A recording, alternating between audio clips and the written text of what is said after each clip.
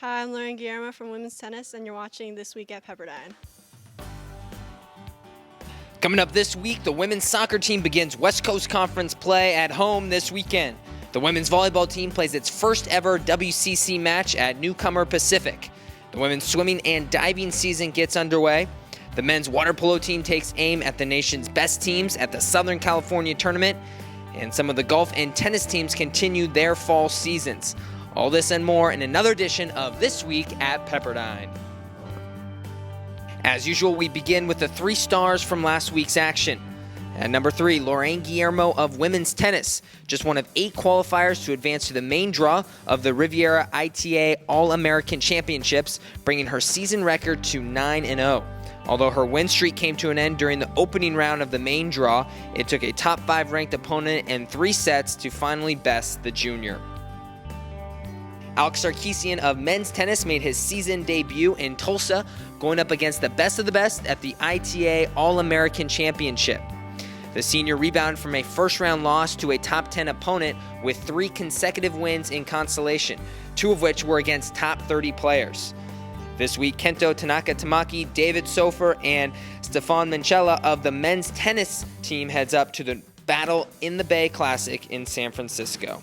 We're looking forward to compete again, back in the full season, and then hopefully one of the Pepperdine guys could take the title home in the singles and the doubles, and we're just looking to get back on court and compete again.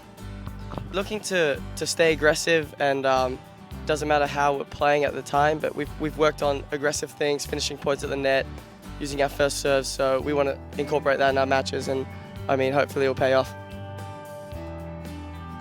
And at number 1, Marco Madarash scored a team-high 9 goals on Saturday as the Waves won twice at their own Pepperdine Invitational.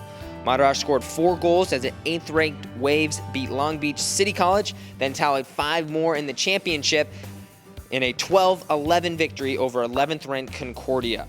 This week, the nation's best teams gather one more time for the Southern California tournament hosted by UC Irvine. The Waves open against the host Anteaters on Saturday morning. This week we're preparing for SoCal, so we have this upcoming weekend, and we're looking to get revenge on LMU and UCLA, hopefully, on day 1 and see where it goes from there. Time now for the top plays from this past weekend's action in Malibu. Up first, action from the pool. Danny White with a great find, hitting Marco Madarash for the goal as the Waves open up the newly remodeled pool with a victory. Next, more action from Saturday's senior goalkeeper Bense Walks with 2 stops in goal for the Waves.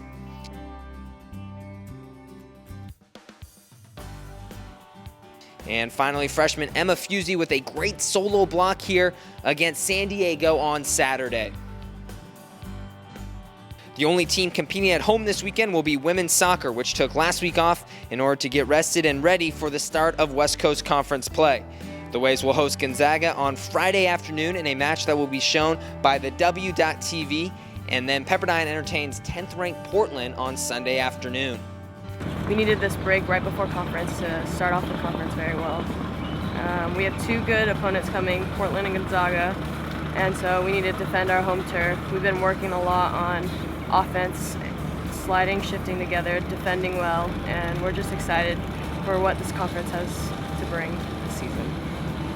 The women's volleyball team had a tough weekend, falling at home to 2 of the top teams in the conference, BYU and San Diego. The Waves will look to bounce back in their first of 2 Northern California trips. Pepperdine visits Pacific on Thursday in the first ever conference match between the 2 schools, and then it's over to St. Mary's on Saturday. The women's swimming and diving team will begin their season at the PCSC Pentathlon event hosted by Loyola Marymount. We're way ahead of where we've been in for the last few years, much stronger. So this weekend for our first meet, I'm just excited to see the dynamics of the team and how we all perform, this early in the season. Finally, the women's golf team wraps up play today at the Schooner Fall Classic in Oklahoma. Check PepperdineSports.com for the final results. The men's team has its 2nd tournament of the season next week up at California.